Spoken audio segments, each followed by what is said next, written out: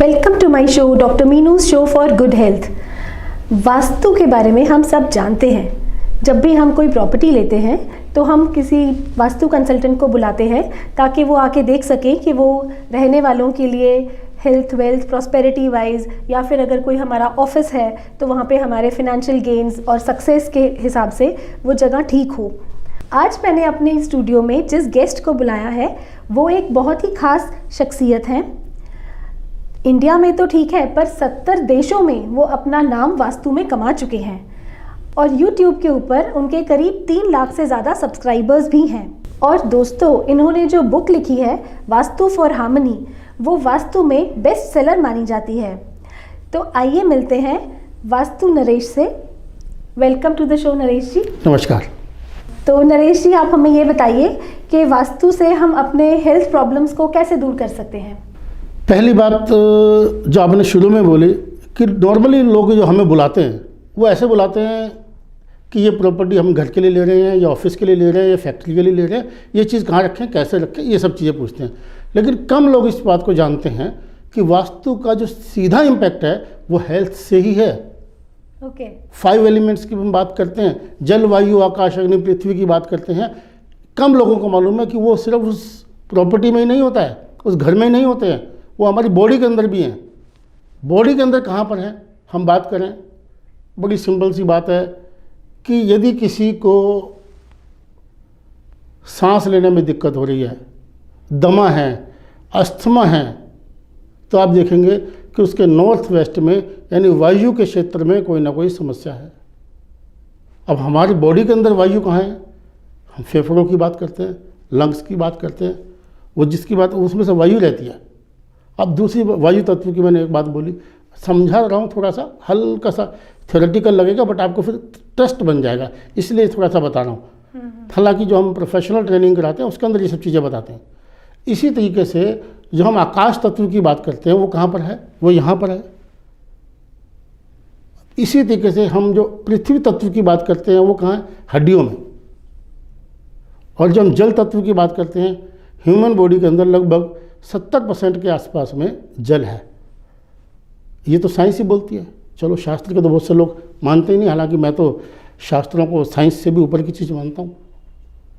But फिर भी जिस साइंस की आप बात कर रहे हैं मैं वहाँ बात करता हूँ कि वहाँ पर जितने इस पृथ्वी पर पानी है, ठीक उसी रेशो में हमारी बॉडी के अंदर भी पानी है। तो उसको अगर हम बैलेंस करते हैं इस तरीके से, मैं ये कहने का मेरा मतलब ये था कि ये 5 एलिमेंट्स हमारी बॉडी के अंदर भी विराजमान हैं। उसको यदि हम बैलेंस करते हैं वास्तु के हिसाब से तो हमारे को उसमें हेल्थ का भी रिजल्ट आता है।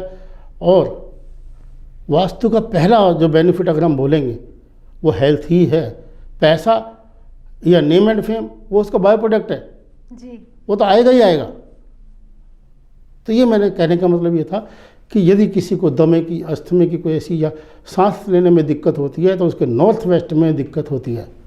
ओके। हर चीज़ तो वो अपने बॉडी का भी देखेगा और उस घर का भी देखेगा, दोनों चीज़ों में।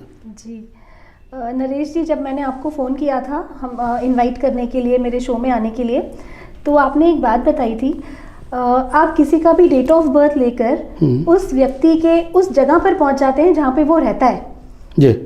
तो ये कैसे पॉसिबल है? मैं बहुत एंशियस हूँ ये जानने के लिए। देखिए, अगर आप जानते हैं कि हर व्यक्ति की जो डेट ऑफ बर्थ है वो उसी की डेट ऑफ बर्थ में सब कुछ लिखा हुआ है। 1 से लेकर 9 नंबर के बीच में सब कुछ है, पूरी दुनिया उसी में ही समाई हुई है। तो उसके बीच में जब हमें ये पता लग जाता है कि किस एलिमेंट की कमी है या किस एलिमेंट की अधिकता है, एलिमेंट मीन्स तत्व जी, तो वो जो हम 5 एलिमेंट्स जिसकी आप बात कर रहे हैं, जिसको लोग न्यूमरोलॉजी में मान लेते हैं, मैं लोशो ग्रिड की बात कर रहा हूँ, मैं समझ रहा हूँ आप कहाँ बात कर रहे हैं जी। तो जो लोशो ग्रिड के अंदर में हम डालते हैं ना, ईस्ट वेस्ट नॉर्थ साउथ लिखते हैं, हम डायरेक्शंस लिखते हैं, तो हमें पता लग जाता है कि किस तत्व की इसमें अधिकता है। तो वहाँ से हमें उसकी लाइकिंग पता लग जाती है या डिसलाइकिंग पता लग जाती है। हमें पता लग जाता है कि यार ये आदमी इस कलर को ज़्यादा पसंद करेगा, यार ये भड़कीले कलर पहनेगा, ये थोड़े से सॉफ्ट या लाइट कलर पहनेगा। ओके। वहाँ से हमें पता लग जाता है। नरेश जी, एक बात बताइए, क्या वास्तु के साथ में एस्ट्रोलॉजी का जानना भी ज़रूरी है? देखिए, दोनों ना एक दूसरे से चोली दामन का साथ है। अगर आप बहुत एक्सपर्ट वास्तु कंसल्टेंट बनना चाहते हैं, अगर आप देखेंगे कि पिछले 25 सालों से 20-25 सालों से वास्तु बहुत आगे बढ़ा है। तो एक तरीके की ना उसकी एक ब्रांच अलग से निकाल दी गई है या निकल गई है, अदरवाइज ये पार्ट ज्योतिष का ही है। ओके। तो ये मान के चलिए कि अगर हम 100 नंबर में बात करें तो वास्तु के जो नंबर है 30 नंबर हैं और 60 नंबर जो या 70 नंबर जो हैं वो एस्ट्रोलॉजी के ही हैं। ओके। क्योंकि आपका भाग्य ये बताता है कि आपको कैसा वास्तु मिलेगा। अच्छा, ओके। ये वैसा वर्षा है, आपके घर को देख के आपका भाग्य बताया जा सकता है, आपके भाग्य को देख के आपका घर बताया जा सकता है। नरेश जी, जैसा आपने बताया कि हेल्थ के साथ में वास्तु का बहुत बड़ा कनेक्शन है, शायद शुरू ही यहीं से होता है जी। तो मैं चाहूँगी कि आप हमारे व्यूअर्स को कुछ सिंपल हेल्थ के बारे में टिप्स दीजिए। जैसे आज बहुत कॉमन प्रॉब्लम हम देखते हैं, नींद नहीं आना। आज ज़्यादातर यंगस्टर्स, थोड़ा लाइफस्टाइल का भी रीज़न है, बट यंगस्टर्स सारे रात को फ़ोन लेकर या लैपटॉप पर या अपने फेसबुक या सोशल मीडिया में ही बिजी होते हैं और कई लोग तो कहते हैं कि नींद आती ही नहीं है। तो इसका भी कुछ वास्तु से रिलेट कर सकते हैं हम, या कुछ आप रेमेडी बताएं? बिल्कुल।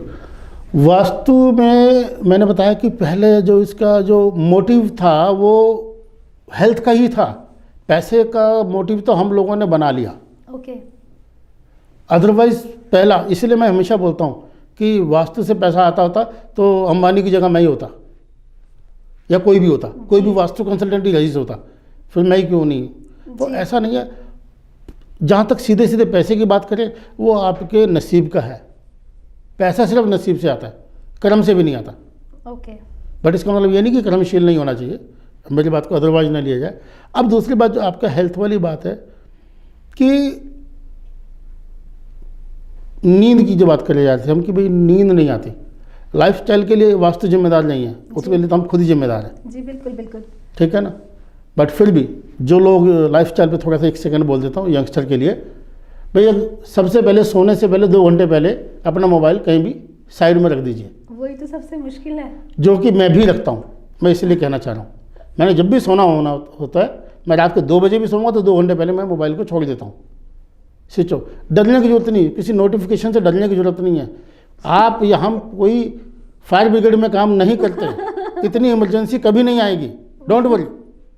आप अगले दिन भी करेंगे, सुबह उठ के देख लेना भाई। दूसरी बात, अपनी शुरुआत भी मोबाइल से मत कीजिए। इवन देन अगर टाइम लगाना या अलार्म लगाना तो अलार्म घड़ी लेकर के आइए, मोबाइल में मत लगाइए प्लीज़। तो ये तो एक लाइफस्टाइल की बात हो गई। अब जिनको जो ऐसा फॉलो भी करते फिर भी नींद नहीं आ रही, जिनकी ये वजह नहीं है, उनकी मैं बात बता रहा हूँ। आप उनको सोने की जो स्थिति है, सा से सिर, सा से साउथ, तो हमारा जो सोते टाइम जो सिर है वो दक्षिण दिशा में होना चाहिए, साउथ में होना चाहिए। क्योंकि ह्यूमन बॉडी का नॉर्थ पोल सिर है और साउथ पोल पैर है, तो पृथ्वी के अपोजिट पोल में सोना चाहिए। ओके। रीज़न, क्योंकि जब हम अपोजिट, आपने 2 मैग्नेट लिए होंगे बचपन में, मैं खेलता था, शरारती था, जी जी। अभी भी हूँ। तो उस समय जो है अगर आप सेम पोल में करते हैं तो वो दूर दूर भाग जाते हैं जी, और अपोजिट पोल में करते हैं अट्रैक्ट तो अट्रैक्ट करते, चिपकते जी, हैं। जी। तो हमारे को पृथ्वी के अपोजिट पोल में सोने में ज़्यादा बेटर है। सेम पोल में सोएंगे तो उधर से हमारे को नॉर्थ पोल धक्का दे रहा है, इधर से साउथ पोल धक्का दे रहा है, तो नींद नहीं आएगी, ब्लड सर्कुलेशन ठीक नहीं रहेगा और जाने अनजाने हमारे को और भी रोग हो जाएंगे। उस पर आगे चर्चा करते हैं। जहाँ की नींद की बात है तो पहली चीज़ कि हमारे को सोते समय हेड साइड ठीक होनी चाहिए, यानी साउथ में होना चाहिए। आज जगह कम होती है महानगरों में, खाट पे तो हम सोते नहीं, जी, मैं भी नहीं सोता हूँ। अदरवाइज जो बेस्ट सोने का तरीका है वो खाट है, पंजाबी में बोलते हैं ना मंजी। जी जी। वो मंजी में क्या होता है, उसके 4 पाए यानी लेग्स होते हैं और वो एक बुनाई होती है उसकी रस्सी की। आप दरी बिछाओ, चादर बिछाओ, सो जाओ, नींद आती थी। अब हम 4 इंच के गद्दे से शुरू हुए थे, 12 इंच के गद्दे पे आ गए हैं, जी। नींद फिर भी नहीं आती। क्योंकि उस बॉक्स के अंदर में या तो कोई ना कोई बर्तन या जूते या चप्पल या कोई ऐसी चीज़ पड़ी होती है, उसकी भी एक एनर्जी होती है, उसकी भी एक सिस्टम होता है जो कि हमारे को डिस्टर्ब करता है। तो अगर फिर भी मजबूरी है रखना पड़ता है तो उसके अंदर केवल कपड़े या बिस्तर रखिए। ओके ओके, ये तो बहुत इंपॉर्टेंट टिप है। हाँ, दूसरी बात, हम जब सो रहे हैं तो देखिए कि हम मतलब कोई भी बॉडी का पार्ट उसमें रिफ्लेक्स तो नहीं हो रहा। ओके, मिरर रिफ्लेक्शन की बात करें, टेलीविजन या मिरर। हाँ, टेलीविजन अब सब LCD होने लगे तो वो रिफ्लेक्ट नहीं करते, बट जो पुराने टीवी है तो करते ही हैं। जी। तो किसी भी शेप में, चाहे वो अलमीरा में लगा हो, चाहे वो ड्रेसिंग टेबल में लगा हो या बेड में भी लगा हो, वो आपको दिक्कत करेगा ही करेगा। देर सवेर आपको नींद आपको तब आएगी जब आप बिल्कुल अथा, यानी आपको दिमाग को नींद नहीं आएगी, आपके शरीर को नींद आएगी। बहुत ही सिंपल टिप्स दिए आपने ये तो। नरेश जी, आजकल हार्ट डिजीज़ बहुत कॉमन हो गई है। आजकल यंगस्टर्स में भी ये पाया जाता है कि बच्चों को यंग एज में भी हार्ट अटैक की प्रॉब्लम हो जाती है, तो इसमें भी वास्तु का कोई निवारण है? देखिए, वास्तु के अंदर जो है, अगर हम हार्ट की बात करें, चाहे हमारी पर्टिकुलर हार्ट अटैक को हम हार्ट की प्रॉब्लम नहीं बोल सकते, वो तो उसका रिजल्ट हो गया। जी जी जी। वो तो एंड रिजल्ट हो गया। जी। मान लीजिए कि ब्लॉकेज ज़्यादा है, उसको कुछ वैसे स्टंट पड़ जाए या उसको बार 2 बार 3 बार एंजियोग्राफी करानी पड़ गई, ठीक है ना, ये सब हार्ट की प्रॉब्लम है। तो आप बात कर रहे थे हार्ट अटैक की। ईस्ट डायरेक्शन में यदि कोई भी दिक्कत है, मान लीजिए स्टेयर्स है, कटा हुआ है, हैवी है, तो वहाँ पे जो रहने वाले लोग हैं जिनकी आयु लगभग 42 साल से 58 के आसपास की है, उनमें से जो भी उसका अर्निंग मेंबर होगा उसको हार्ट अटैक आने की संभावना 70% तक है, जबकि उसका लाइफस्टाइल सही भी हो सकता है। ओके जी। तो एक चीज़ ये है। अब इसी तरीके से यदि एक बड़ी कॉमन प्रॉब्लम और मैं आपको बता देता हूँ, किडनी की, यूरिक एसिड की, वो अगर हो जाती है तो यदि घर के सेंटर में कोई पिलर है, कोई डंपनेस है, कोई गड्ढा है, या कोई ऊपर को हुआ हुआ है, या किसी भी तरीके से वो डैमेज है, तो वहाँ पे रहने वाले लोगों को स्टमक की प्रॉब्लम हो सकती है, पेट बढ़ सकते हैं, पेट सेंसिटिव हो सकते हैं, और किडनी की प्रॉब्लम हो सकती है। किडनी की प्रॉब्लम में 2 चीज़ें साथ में देखनी होती हैं कि सेंटर प्लस नॉर्थ ईस्ट। इसी तरीके से और जो हम बात करें डिप्रेशन जी, या कोई एंग्जाइटी होती है, या इस टाइप की जो चीज़ें होती हैं, आप देखते हैं कि मैं बताना नहीं चाहता, बड़े लोग हैं, सुसाइडल टेंडेंसी बन जाती है।